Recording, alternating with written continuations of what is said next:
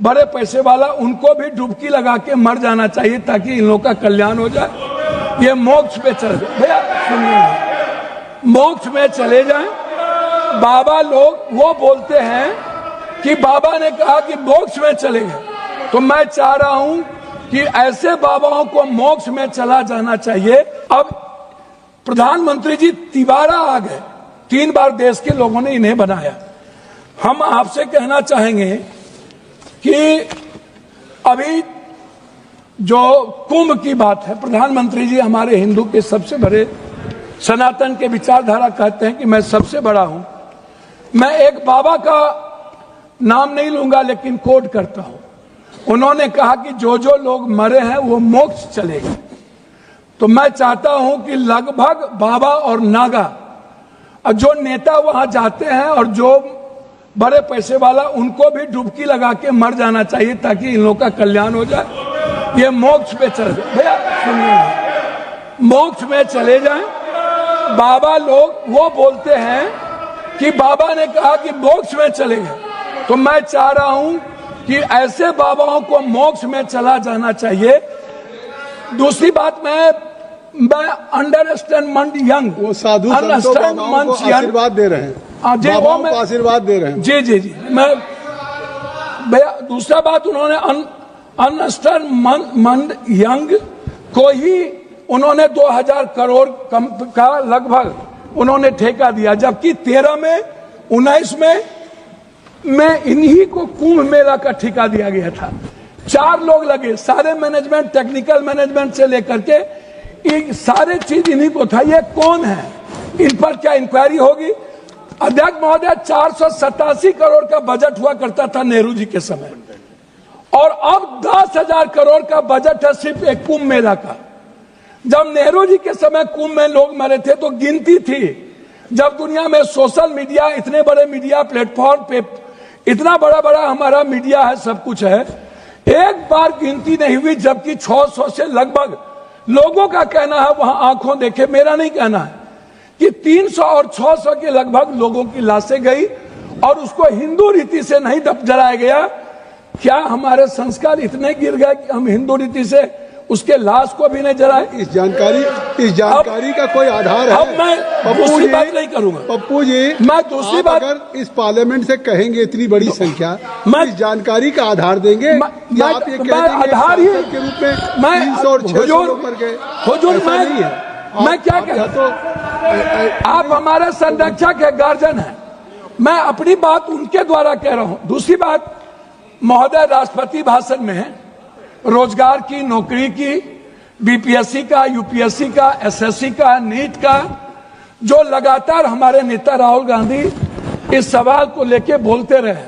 BPSC में हमारे बिहार के बच्चों को मारा गया, लगातार धरना पे हैं, हम कोर्ट गए, लगभग पेपर क्वेश्चन लीक आउट होता है इस देश में।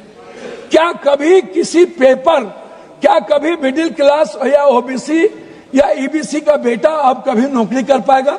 3 बार प्रधानमंत्री रहते हुए आदरणीय प्रधानमंत्री जी के कार्यकाल में रेलवे की वैकेंसी नहीं निकली, बैंकिंग की वैकेंसी नहीं निकली, लगभग अग्निवीर हो गया। और इतना ही नहीं, नियोजित और संविदा की खेती होगी, परमानेंट नौकरी अब नहीं मिलेगा, नौकरी लगभग प्राइवेट की ओर चला गया।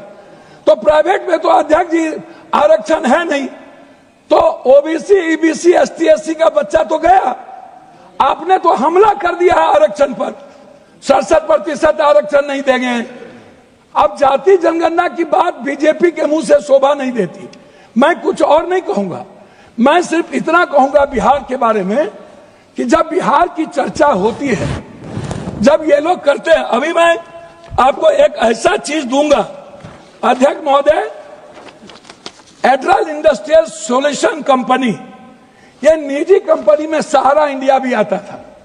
सहारा इंडिया लगभग 3 करोड़ लोगों का पैसा अभी झारखंड, आप तो किसी भी स्टेट के साथ सौतेलेपन का व्यवहार करते हैं, आप तेलंगाना देखिए, बेंगलोर देखिए, झारखंड देखिए, झारखंड का आप जीएसटी का पैसा नहीं देते हैं, झारखंड की बंद पड़ी फैक्ट्रियों का आपके रीजन में बंद हुआ, झारखंड में आप झारखंड की इकोनॉमी की स्थिति क्या है आप उस पर चर्चा नहीं करते हैं।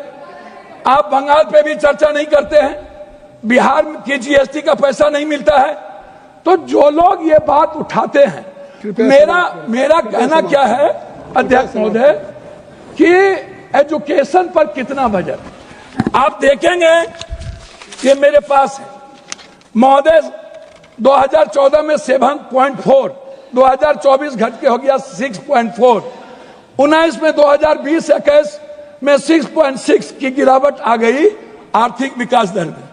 महंगाई की स्थिति आप देख लीजिए सर, ये कहते हैं ना लगभग 84 से 86 करोड़ को आप कौन सा चावल दे रहे हैं आजादी के बाद, कौन सा 84 करोड़ 5 लाख चावल पर यह देश पैदा हुआ है।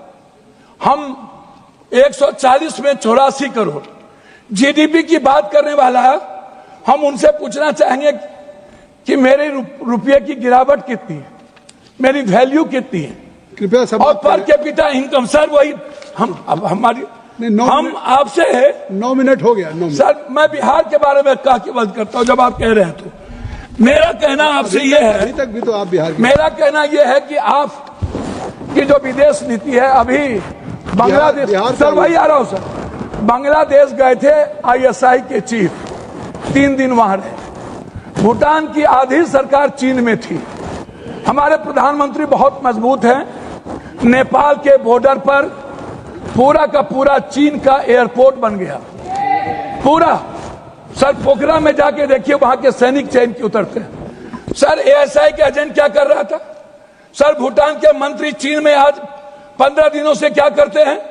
बांग्लादेश दुश्मन, नेपाल दुश्मन, पाकिस्तान दुश्मन, वियतनाम दुश्मन, वियतनाम चला गया, ताइवान चला गया, चीन हमारा दुश्मन, सबसे बड़ा दुश्मन चीन। अब कंक्लूड करें सर, कंक्लूड करें। Please conclude. हम सर बिहार के बारे में सिर्फ आएंगे सर, मेरा आग्रह है 2 मिनट सर, 1 मिनट कि बिहार में क्या मिला?